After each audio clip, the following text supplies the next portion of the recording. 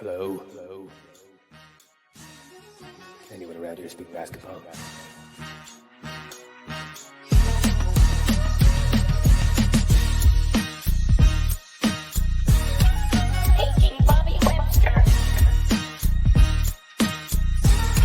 This is Adam Silver.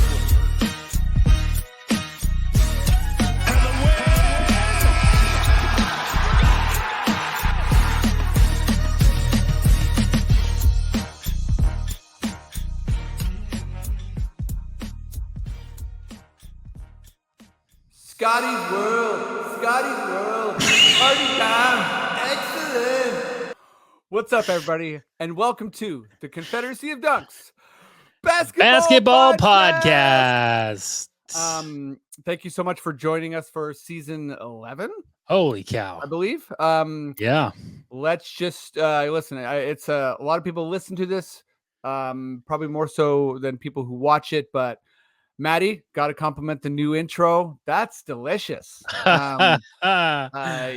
Please check us out on YouTube. There's a bunch of images of the Kawhi shot, actual pager, I believe. Yeah, I'm glad you saw that. Yeah. Adam Silver's face open, his mouth open wide. The Terrence Ross, Kenneth Fareed dunk. Oh my God. Nice. I'm gonna have to Good eye. Wow. Yeah, there's some Easter eggs in there too, and and you've written out some of what you say, which is probably helpful for people. Maddie, you're the greatest. That was wonderful. How are you doing? Man, I'm doing great. I just came from AI Media Day. It was fantastic. I couldn't get into the real one, but let me tell you something. I got to meet Mass Eye. I got to meet Adam Silver, and even Weird Al stopped by. It got a bit weird. He's pissed because I said we weren't doing his stings anymore, but he might show up. But honestly, Mass Eye had really lovely things to say about you, Fred. I didn't realize that the AI version was such a fan. Yeah. Wow, that's incredible. Let me just say, it only took me about like half of that sentence you just said for me to realize it was a bit. I 100% thought you went to an AI media day.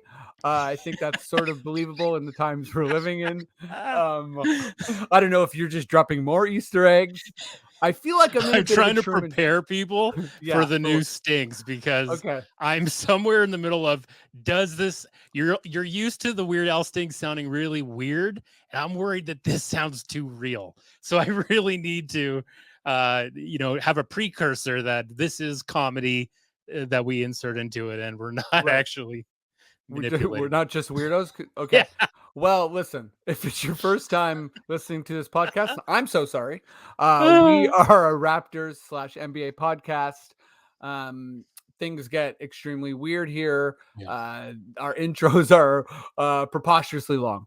And we're having a good time. I think we should probably bring on the guests. Fine.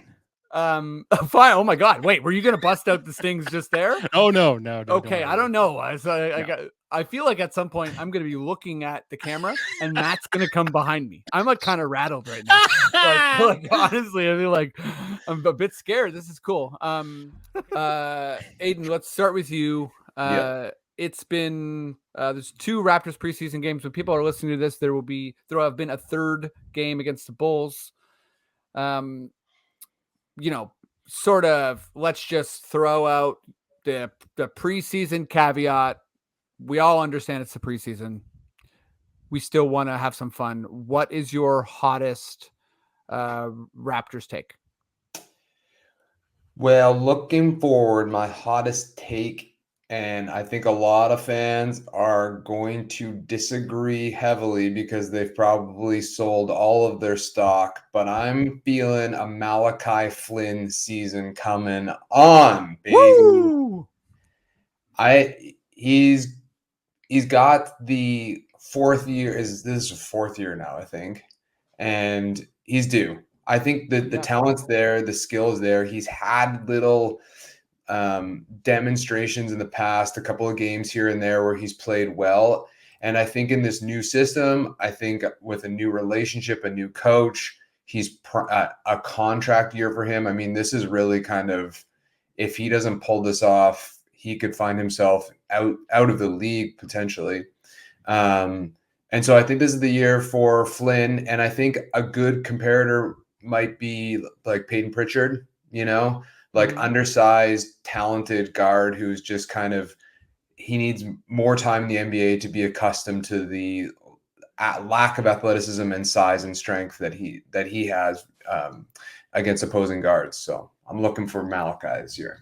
This is spicy. I love it. I mean, if it's anything close to Peyton Pritchard, dear God, that would be the best. Yeah, true.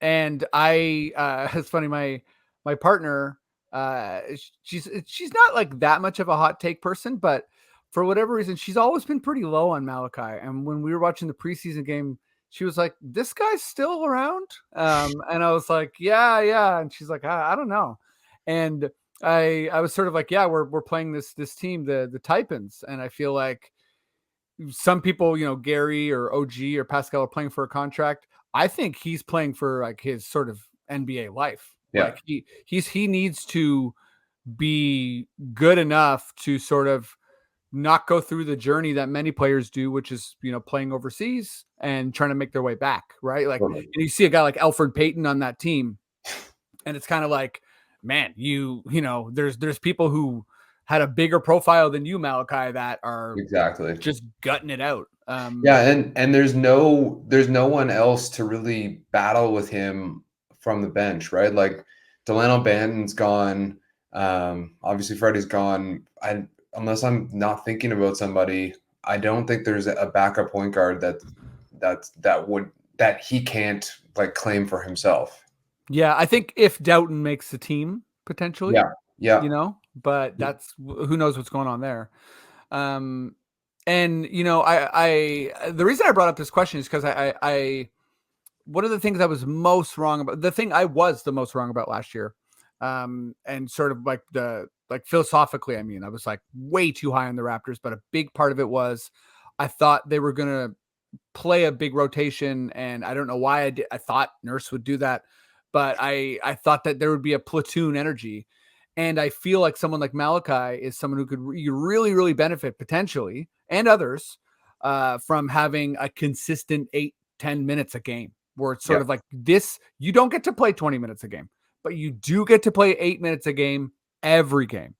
And only after a week or 2 or 3 am I going to say, you're benched.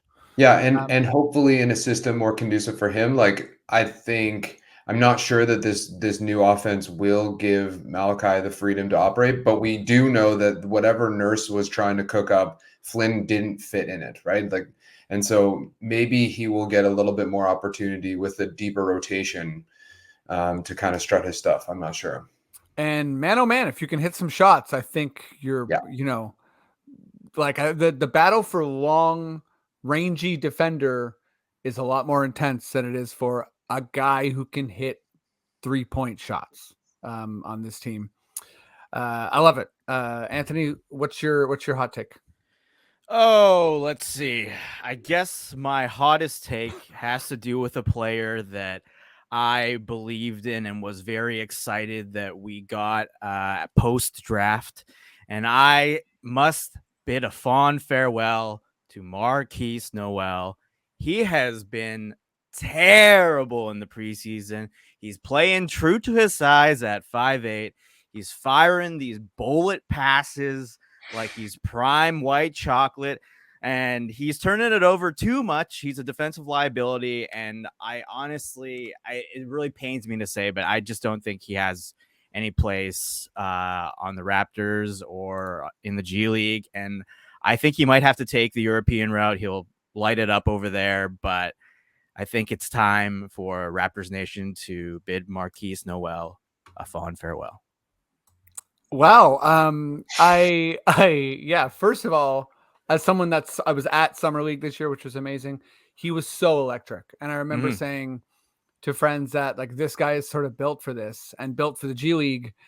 And I don't believe he's built for the NBA, just the speed and the length. And, he'd have to be able to, I feel like hit a 30-foot threes on a fairly regular basis. Which who knows, maybe he gets to, and he is a fighter. He had a nice strip the other game, but Anthony, I'm going to go ahead and say, I don't feel like this is that hot of a take. It's a lukewarm take, but Yeah, for me, well, it's a hot take because I really believe in him. Fair. Watching that March Madness run with Kansas State, his like no look pass to fire it into the paint for that game-winning basket was like crazy to me. I was like, man, this guy's gonna be something. He's the next Fred VanVleet for the Raptors because he's another bet on yourself guy. But it just, unfortunately, the magic has run out. The pumpkin turns back into the carriage, or the carriage turns back into the pumpkin, whatever. And, he is who everybody thought he was. He was just the undersized guard who is 23 years old and probably is not going to make it to the show. Well, hey, Fred took a couple years. He did his G League time. So we'll see where, yeah, like, I mean, I'm definitely with you as far as like, I don't want to say I'm all the way out on him as a player, but this is hot take territory. So you're saying you're all the way out. Yeah, I think I'm all the way out. I have a slightly hotter take, but it's not anything that's too. Yeah, it's like a little bit hotter. It's like if that was like a low simmer on my stove, this one is like a mid heat. Okay. All right. Hit me. I don't think Grady Dick can keep up with the other players at his position in the NBA. I think he's too slow. Like, he doesn't have the athleticism to be a good matchup. He's going to get cooked every night. I just think he doesn't look so good.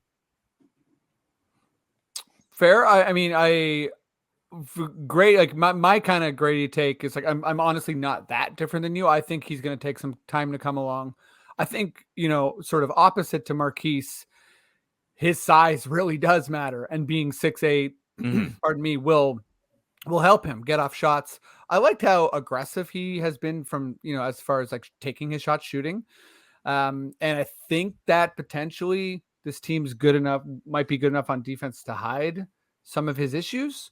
But if anyone's expecting he's the type of guy who will sort of burst onto the scene, I think they might be rushing that a little bit. He'll take some time too. He'll take some bulking up. Okay, here's my sorry. Oh, sorry. I was just gonna say with Grady, like, we can take solace in the fact that he's 19, so there's a lot of time to develop some athleticism. Like, I would say probably his floor is Doug McDermott, who came into the league kind of a final product.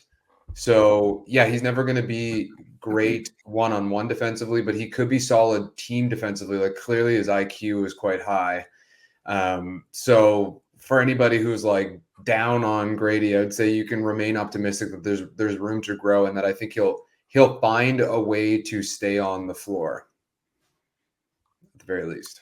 Yeah, and I mean, he hasn't shot well yet, but I think that's his ticket, right? Like, I know, this always happens with players where it's like you draft a guy, and then it's like they're really good at this, and then every interview they're like, well, everyone thinks I'm just a shooter, but I can do. Yeah, but you have to make shots to be a shooter, right? Like, but yeah, I agree. chilling. Like, he's got this is a deep cut, but I'm old enough to remember Malcolm Miller as a Raptor.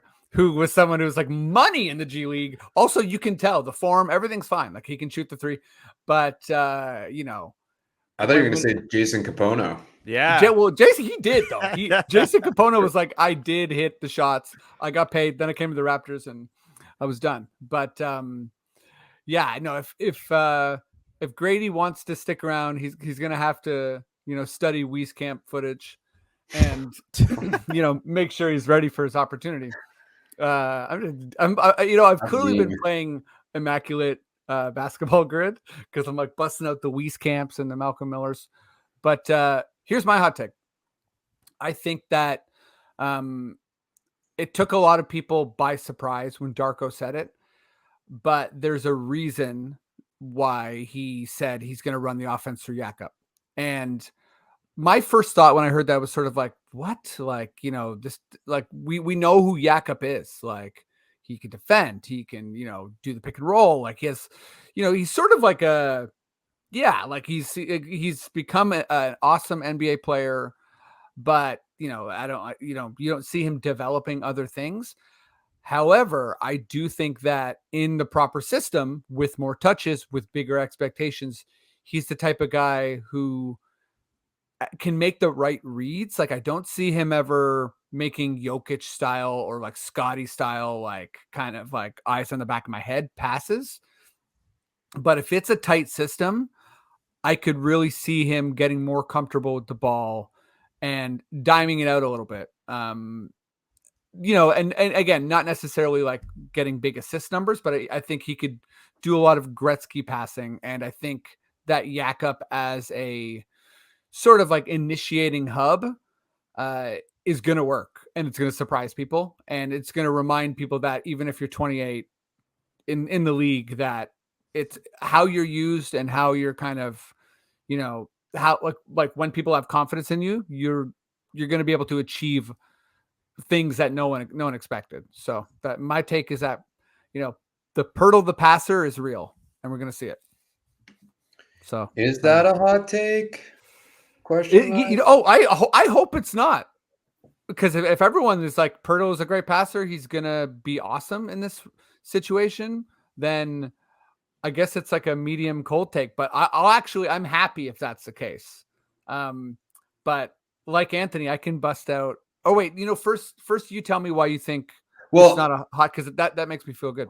I guess it's not a hot take because an NBA coach has decided it. So, like that's going to be their plan of action. In San Antonio, he showed a little bit of that. And I think you're right. He is a good passer. I find that good team defenders kind of lend themselves to be good passers naturally.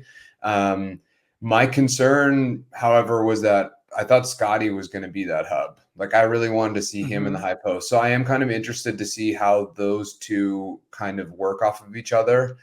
But yeah, I have no problem with it. And I think it's one way to open up the floor too, right? Like if we're going to play, if our starting five doesn't really have a knockdown shooter other than OG, you kind of have to find alternative ways to open up lanes. And one of those is to pull your big lumbering center out of the key and have him hit cutters or hit open shooters. So I think you're right. I think it's going to work. To what volume, I'm not sure, but it's going to be an interesting formation, that's for sure.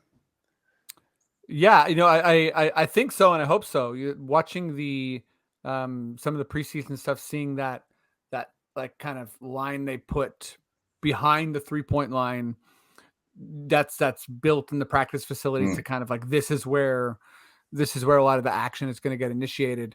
I feel like is very creative, and is a way, basically echoing your point. I think it is a way to get people going downhill. But I think this is actually a perfect transition because shooters in the starting lineup. Gary was interviewed yesterday, maybe the day before, and was pretty candid. He wants to be a starter. He said he kind of had the like I'll show up and do my job mentality, and said that he, the writing's on the wall, and he's with the practice or the second unit in practices. He's with he's coming off the bench. Like that's what he expects. And I feel like this was very interesting because about 2 weeks ago, he had that candid quote about how Darko is the coach he's talked to the most of all his head coaches that he's had in the league. And then to sort of go from saying like, I'm talking with this guy all the time to then say, I don't know, I'm a bit in the dark. I guess I'm on the bench. I don't want to read too much into sort of like strategies, but I feel like if you're Gary's camp, you're sort of saying you're in a contract year, you're in potentially extension talks. If you're viewed as a bench player, if you brought off the bench from this team, that's going to affect your money big time. So maybe you should sort of advocate for yourself. So my question is, bit meandering here, but I'm going to go to you first, Anthony. Basically, should we be starting Gary? And do you think that is important? does it matter? Gary from the bench, Gary starting? Like, where are you at with that? I think that we probably have to start him. I don't know that we really have a choice if we want to keep him happy. And also, just the way that the depth chart is right now, like Adon was saying, there's like not really anybody who can knock down shots, especially 3-pointers. And we kind of need that, especially if we're playing in this new offense where it's like, you can't hang on to the ball. There's no ISOs, and you're just looking for that open guy to get that 3. If we don't have anybody who can make the 3, that is probably pretty problematic. And I know Gary Trent last year only shot like, I don't know, like 36%, but he's going to really have to make that jump and be that guy for us if he wants to make his money. Like, if Rich Paul wants to continue to take Adele on big old dates and be flexing like the big man agent that he is, like, he needs his clients to all be playing at the best of their ability. And that includes Gary Trent. Like, he's got to make those shots, and he's got to, it's pretty important for Toronto to make 3-pointers this season, I think, to win any games. I first of all love that you're coming in with the Rich Paul scoop. That's guts. You didn't, I didn't expect it. I should have. Shame on me. But you're coming in with the Rich Paul info, so I'm very into that. I brought up the numbers and I was a little bit surprised by them. So last year, or this is as a Raptor, so it's not just last year, but off the bench, Gary shot 38% from 3 and 43% from the field. And obviously, these numbers were smaller. And as a starter, he shot 41% from the field and not much of a 3-point difference, but 37.3 versus 38.4. So, a percentage difference. So he actually has been more efficient when it comes to shooting from the bench. But before I go to you, Adon, I think what's interesting to me here is, with all this talk of like selfishness, it seems like there's 2 ways for the Raptors to go here. One, which is sort of saying like, this is an unselfish team. That's a selfish comment. Enjoy coming from the bench. Prove it. The other, I think, is to say, are we going to give players some agency here? And do we think that, do we think Gary is best suited as a starter? And I do, thinking about Pascal and Scotty, I want them to have OG and Gary to whip the ball to versus, OG and Dennis. But just sort of contradicting myself. Are we going to land ourselves in a situation without Dennis where we can't bring up the ball? Like, are there going to be scenarios where Scotty cannot dribble the ball up the court? Or I think Pascal kind of can, but I mean, if he gets pressed, like, is that how we want to use Pascal? Like, burning whatever 7 seconds off the clock. Anyways, this is totally meandering. But Adon, where are you at with sort of everything that's been said and Gary bench versus starter? No, I mean, that's a really good point. Like, I'm of the same mind that I think ball handling in the starting position is just as important, like having someone like Dennis who can orchestrate the offense, although they want to try Scotty at that. But I'm not so sure he can do that 48 minutes a game or whatever. But I think like there's a misnomer here that being a starter somehow lends yourself to getting paid more. Like, I think the NBA is much smarter than that now. Mm-hmm. We know that just like there's a lot of token starters out there that are just there to fill a spot more than they are the top 5 player on the team, right? And the platitude of it's not who starts, it's who finishes. And I think if Gary proves it's, first of all, I have a feeling Darko is going to change up starting lineups depending on matchups, which I also think any good coach should do. And so Gary may start some games, he may not. But if Gary's playing well, he's going to be those final 6-7 minutes in the fourth quarter, and that's what matters. But as far as a contract year, like, why wouldn't you want to come off the bench? There's 0 scoring coming off of our bench other than him. he will have the greenest of green lights compared to everybody else, and he will get his shots up in spades. And so I think if you're looking at this from his perspective, yeah, he wants to be a starter because it looks good. And I don't blame him. I'd want to start too. Mhm. But in reality, I don't think it's going to hurt his free agency prospects anymore. In fact, it could hurt him more starting just because he's then kind of pushed into this role as a spot up weak side shooter or a third offensive option or fourth possibly versus being the primary or secondary coming off the bench. So last year I advocated for him coming off the bench. This year I think it's the same thing. Balance our roster a little bit, balance the scoring and the shooting as best we can. Yeah, I mean, I think that's a really sort of key point about the misnomer, because like, I mean, yeah, I don't know if there's like a graph for that, but I feel like it is one of those things that's just said. I'll put my hand up as like having said that and also heard that so many times, and it's like not something I necessarily question. And it does make sense when you think about like NBA front offices and scouts. They're not going to be like, oh, he started, 50 games, then he came off the bench 20. That's a $10 million difference for me, Bob. Like, I think that's a bit like, yeah, it's a bit reductive. But I've sort of, I think for Gary anyways, like I really try to get into, where a player is coming from. And I think, your journey of being behind McCollum and Lillard and coming to Toronto and thinking like, okay, this is like, I'm the two here. I'm the starting two. And I think it matters more to certain players and it can affect them. Although, based on the stats, I think Gary has been professional. So in that sense, I don't know how much it will affect him.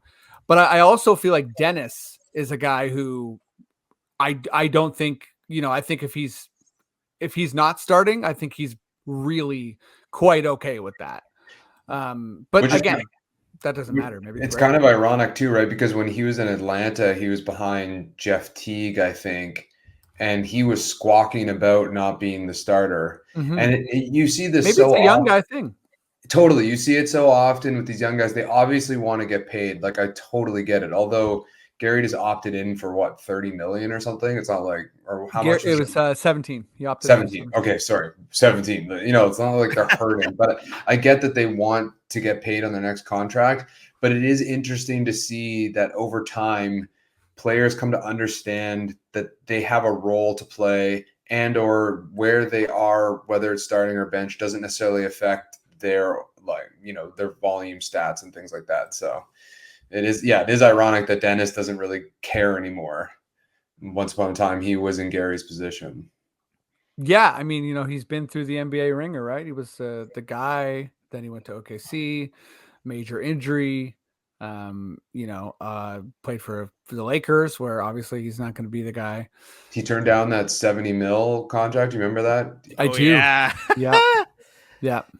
Wild. But then he had a crazy FIBA, so like now he's back, right? Like he's looking like an absolute dog, and he's our starting point guard. So let's hop on that Dennis train. Yeah, I mean, he's fast. Oh my god! Just a little aside. I can't remember the last time the Raptors have had a really, because as much as I love Lowry, who's like sneakily athletic in some ways and like really strong and that sort of thing.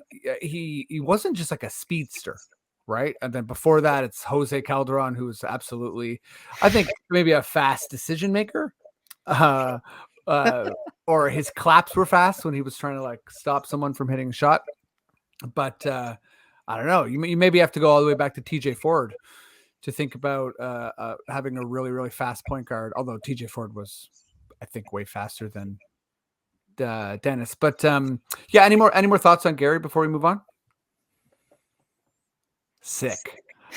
Gary, if you're listening, we summed it up. So please digest what we said and take that into account. Cool. Well, Maddie, we're going to get you to come in. We're going to wrap up. We're excited for this new season. So thanks so much, everybody. I'm sure we'll do some plugs at the end, but let me just say before we do that, Subscribe to Raptors Republic. There's new podcast content coming.